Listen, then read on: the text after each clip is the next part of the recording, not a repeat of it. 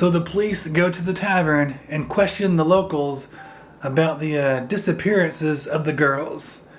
And the locals feel like the police are accusing them of some wrongdoing. Get this straight, boy. Nobody's going to accuse us. Yeah. Thank you. We've got some ghosts killing people here.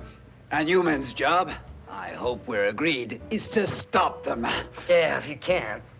The police just basically dismiss the locals as a bunch of dumb hicks, then go down to the lake to look for some evidence. Let's get away from this heap of hicks.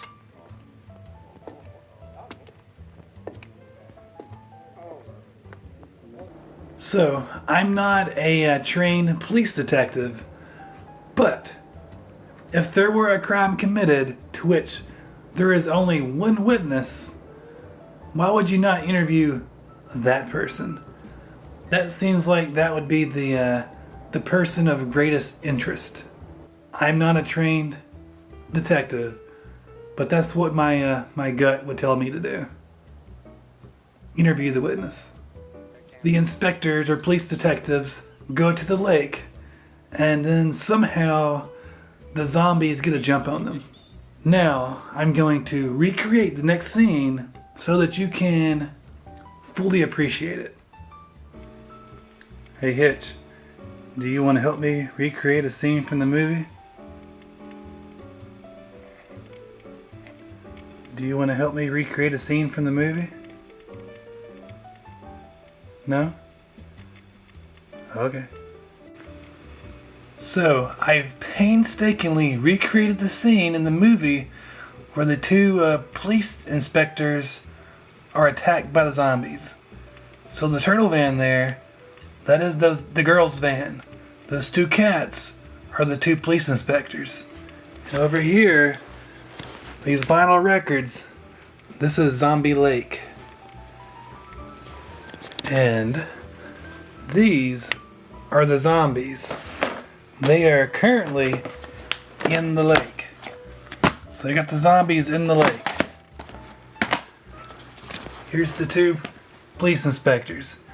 Notice that one of the police inspectors is facing towards the lake, and the other inspector is facing away from the lake. So, two police inspectors are just standing there. Then the zombies start coming out of the lake. And they come up behind the white cat there. But the other policeman is facing the lake, so he would have been able to see all these zombies coming up behind him. But he did nothing to warn him. And to me, that's not very nice. Does not make a whole lot of sense. But now, we will return to our normally scheduled review. The other inspector stands still after firing his gun several times with a fantastic posture as the other zombies surround him and eventually kill him. I'm going to be honest here. I've never been attacked by zombies, but I've seen a lot of movies. And very seldom does the standing still technique work out to favorable results. I don't think it's ever worked out. Never. I've never seen someone stand still and a zombie attacks and that person is able to walk away free. It's never happened. The zombies now start walking through the village. And just a little side note here. Why do zombies always have to walk like that? At what point did that become a thing? It doesn't matter. The zombies stumble upon a couple intensely making out, and two things come to mind. One, that man's gotta be wearing a wig. Two, why does nothing that woman's wearing match?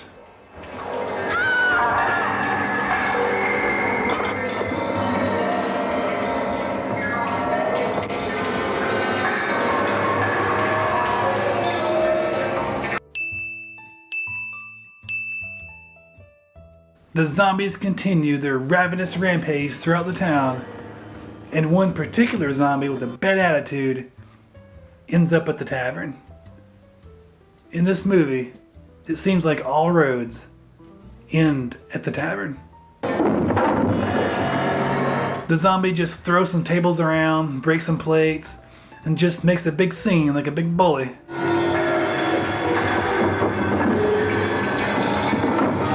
But don't worry, no one gets hurt. A zombie walks into a cornfield and finds a girl sitting in a barrel taking a bath. Or I think she's taking a bath. I don't quite know because I'm not aware of a lot of people who take baths while wearing bikini bottoms. She sees the zombie and attempts to run away. But, unfortunate for her, this is a horror movie. So, she trips over nothing and then soon after loses the ability to walk. And the zombie gets her.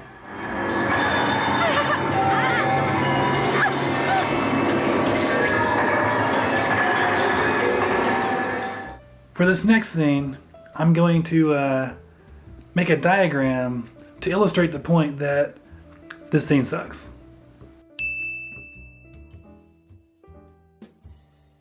A woman pauses on a sidewalk to adjust her garter belt. A zombie is then shown approaching her from behind. The camera cuts to reveal a zombie is also coming out from the cornfield on her right side, about 30 to 40 feet away. The camera cuts to in front of the woman, and the zombie behind her is now gone. But the zombie coming out of the cornfield has successfully made it to her and kills her. And after that intense zombie rampage, they all return to the lake.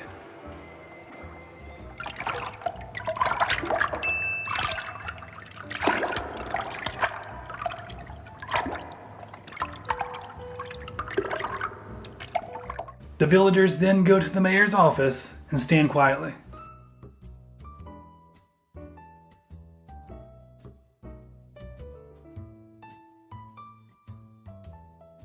The mayor comes out and just basically says, we gotta take care of the zombies ourselves. The mayor recommends they ambush the zombies at night.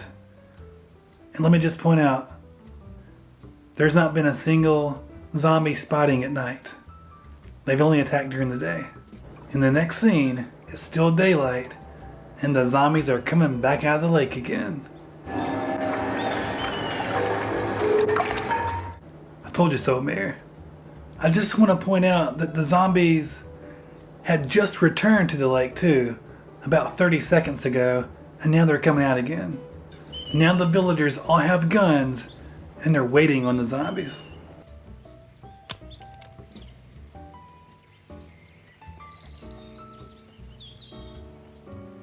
The zombies finally show up, and the villagers start unloading their guns on the zombies. But it seems to have no effect on the zombies. It's probably because we can clearly see that no bullets are actually hitting the zombies. These zombies are walking slow as Christmas too. Why don't some of these villagers just get a little closer and shoot them in the head? Regardless, the villagers retreat and the zombies just continue along their way.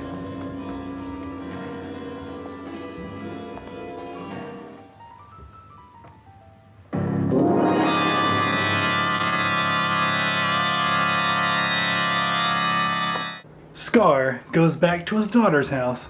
They hold hands and take a little casual walk outside. Just a typical daddy-daughter stuff. On their leisure stroll, they run into the other zombies.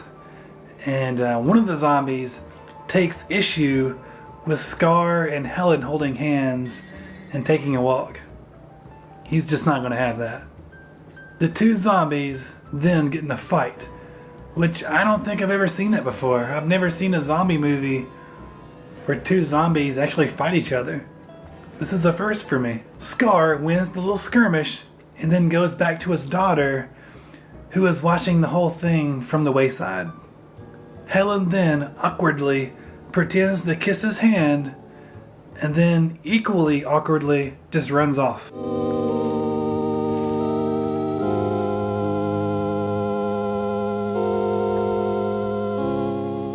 In the next scene, all the zombies are back together, continuing their rampage throughout the village. It's good the zombies don't hold a grudge against each other after that little skirmish they had. Now, the mayor is looking for Helen for some reason. How does the mayor know that Helen is on good terms with one of the zombies? Helen hasn't told anyone, and no one's told the mayor anything, so why is he all of a sudden looking for Helen? He finds Helen, and she tells him that one of the zombies saved her from the other zombies. Not him, Grandma. He fought them off. He saved my life. We now cut to the mayor and the reporter as they discuss possible ways to destroy the zombies. The reporter suggests napalm, and the mayor thinks that's a great idea. The sacred fiery hell of apocalypse. The fire I'm thinking of has nothing sacred. You see, it's not at all mystical, but just as effective as apocalypse. It might just save you. I think you should try it.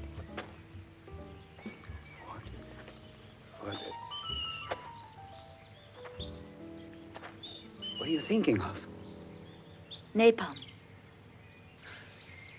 Marvelous. Thank you, Katya. The mayor goes back to see Helen and attempts to get her to help him destroy the zombies.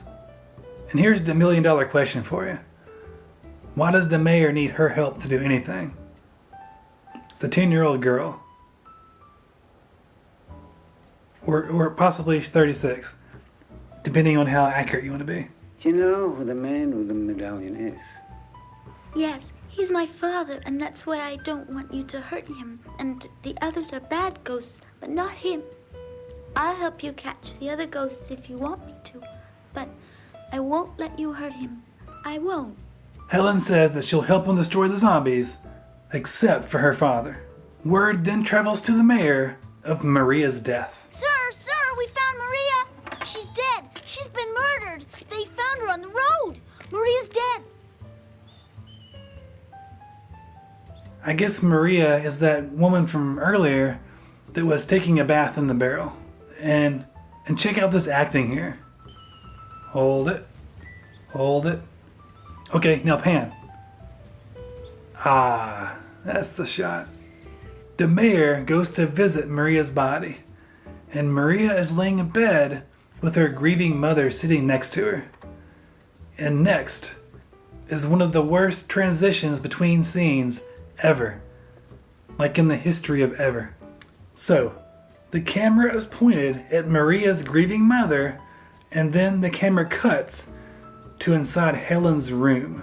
The camera is about in the same position, but now focused on Helen's grandmother, who is about in the same spot as Maria's mother was in the other scene. I assume this is the next day too, because Helen's clothes have changed. Mommy, help me. Give me the courage to do it. The present of eternal rest. Helen now agrees that she will help destroy all the zombies, but she'll need a bucket of fresh blood. Bring me a whole lot of fresh blood. The fresh blood, Helen. Yes, that's right. A whole lot, and I want to stay alone with him. I'll take them to the mill, and then when they drink the blood, I'll go out, and you can do whatever you have to. The mayor seems confused and concerned by this request. Considering that she's attempting to round up a bunch of zombies, that seems like a pretty reasonable request to me. And furthermore, you came to her for help, so when she agrees to finally help you, why are you second guessing her? So the zombies emerge from the lake for what is hopefully the very last time, and they attack and kill the reporter, who just had to risk her life to get a photograph of the zombies. Oh, they're coming. Run! The zombies are coming! Well, don't worry about me. I'm staying. You must be crazy. They'll kill you. I don't want to miss them. I've got to get a picture. Don't be ridiculous. Make it. I'm staying right here. I can't afford to miss this. Come back. You're committing suicide. You know what? I don't care. I'm glad she's gone. Helen meets all the zombies at the mill, and she lures them inside with the bucket of fresh blood. You see, she did need it, Mayor. Once all the zombies are inside, the villagers show up and burn the mill down with the zombies inside.